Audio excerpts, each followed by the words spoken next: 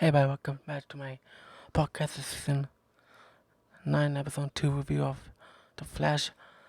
I made a review earlier, yesterday, so I almost didn't just had problems with the microphone, but that's beside the point. Here's the bingo card here that I did, and there's a section there that says, okay, I'm not doing much, and I'm trying to change that, but by the end of the episode, we don't have Kaylin anymore, we have Keona? Kana? That's her name, sorry. However, I want to point out that the reason why I had that end up being called is because sometimes in this show, mostly in season 8, they go back and forth with Kaylin and Frost and stuff like that, and basically I didn't like the idea of how they did that. What I mean by that's not exploring her character that well. There's always this thing of trying to bring Frost back, and that's one of the key things in this episode, especially with Mark, the dangers of both losing Frost and Caitlin. In the beginning, it was a little confusing. I thought it was like Caitlin pretending to be another character to get the team to save Frost, and it was just so confusing. And there's like 3 moments in this episode where they had like flashbacks, and only one of them was necessary. And they did a flashback and they did an explanation, and they didn't. I felt like the explanation was all they needed, and even that it's kind of like unnecessary because it's like, okay, when we already know most of these things that happened throughout the previous episode and the season before it and so on. And it's just basically filler, and it's so weird. With Joe and Cecile, Joe wants to he wants to be ready to tell Team Flash, and all of Barry and Iris said he wants to leave Central City, and they don't really do anything with that episode. It's how the actor wants to leave the show, and basically not. It's like they're trying to keep him longer, and it's not. It'd be better if we just to the point. As sad as see Joe go, it'd be better if they just tell the team that he wants to leave, then he just go, and then that way we could focus on the next thing is, well, what happened to Cecile? She is a regular, so we know that she's probably not to be leaving probably not the same time as him. It's probably because the team needs to focus on missions, and with stuff that's going on with them season. There's this character called the Vickler, and that's reminds me of that character. There's another character with the same name as the same powers in the show S.T.A.R. However, it's not the same character, it's someone else, and it involves this. She's trying to go after the character Holly Hathaway, and who was in a club and trying to basically she wants his gauntlets, and let's try to this episode is about him trying to prepare himself after being in a fight with her, and then he tries to ask for he goes to the lab, which someone can easily break into, even though he used to work there for all this time of the stuff that's happened in S.T.A.R. Labs. He shouldn't be able to just walk in. If he shows that as if Barry doesn't really protect his place of work, basically. If he just walked into S.T.A.R. Labs, and anyone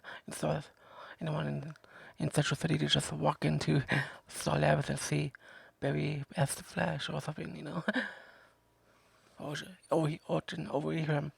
So I don't know, just weird way of thinking about that. Anyways, Barry helps Hardy with him preparing himself because since Caitlin is available to help him, Barry has to step in and uses his Flash powers to help the dude. So and then we move on to the thing where eventually about the episode we learned that they try to figure out basically kind of vote on if they should bring Frost alive and put her into the C or C type of thing. It's basically a chamber where they can bring Frost alive, and then Team Flash learns more about what Thomas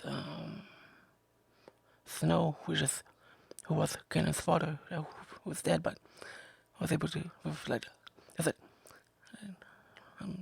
database or drives or something where there's information about what he did to bring Frost to life, and similar way how the team wants to bring Frost back. Basically, they learned that the reason why he turned green, the reason why he had why Thomas had to choose Kanan and Frost in the first place was because it basically it made sense that it would be that way, because if the Team Flash uses a C or C on the third version of Kanan Snow over, and basically they won't be able to like separate them, basically meaning that Frost and Kanan will be gone forever, and possibly even this version of Miss Snow that we have right now.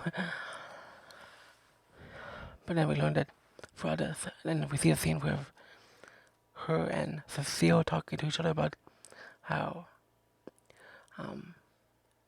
that she's her own person, and that scene really comes up really well. I really enjoy how it worked, and especially that we see like the different side now. We see side to her when we thought we'll see that's literally not her, and Cecile, who's a telepath, she can't really use her powers because it doesn't block her, she's not able to for some reason, and they don't really explain that too well.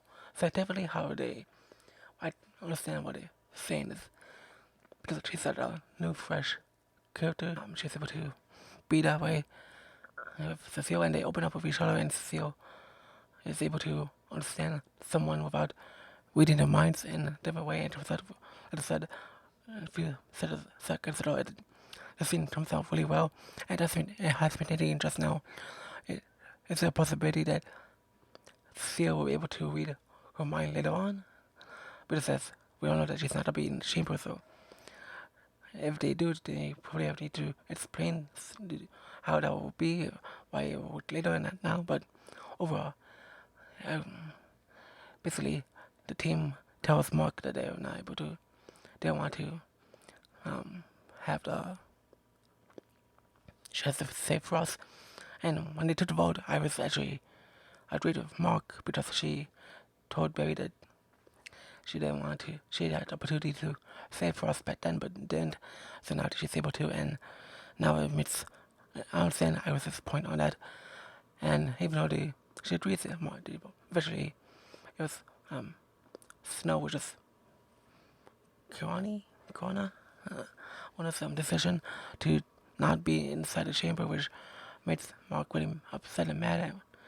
And he just, as much as I want to feel bad for him, I kind of don't. I mean, he has to understand that her decision to, if she wants to be Frost or Kanan or not, like basically like risk saving Frost or Kanan or risk losing all three of them, Overall, this episode turned out really well, and the day with Hardy, we see that the Flash was able to see the other characters that the filter use the powers on, and basically put them in a vibrational phase, which is something interesting that Barry is able to see that. I'm pretty sure it's probably like the speed within the Speed Force. So now he doesn't explain how he's able to see other people like Hardy's boyfriend in the vibrational phase. It's just that it wasn't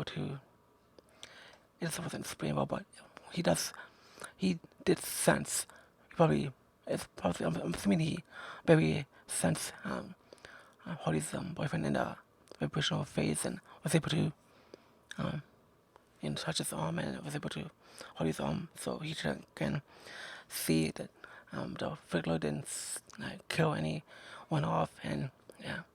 And then the Mercy, which is that the Captain Boomerang dude was also in the vibrational phase, which is unexplainable. Hopefully they explain it, because it's just weird that he doesn't have any powers, but he's able to do so. The Speedster is also probably it's not a vibrational phase, but it's like the other characters there that I mentioned earlier, but it's probably the one with that Speedster's powers, and with the gauntlets, they're able to use another machine to basically stop the Speedster from vibrating. So and we're able to see the new suit, and it's the Red Death suit. So really awesome stuff here. Hopefully in the next episode we're able to see Joe's next steps on what he wants to do with him as a SEAL leaving Citrus City, and who knows what else is gonna happen with that speedster, and not sure why that speedster is particularly angry at Citrus City. And there's not much with Justin and Ledra in this episode. They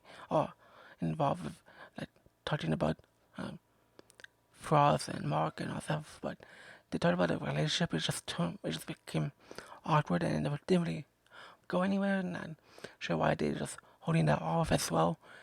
They should really, when instead of just to say that he wants to focus on the mission, which is important, yes, but they should probably do something. I don't know. Just if they just basically it's gonna be like that all throughout the season. They focus on mission. It probably won't go anywhere, and it may not.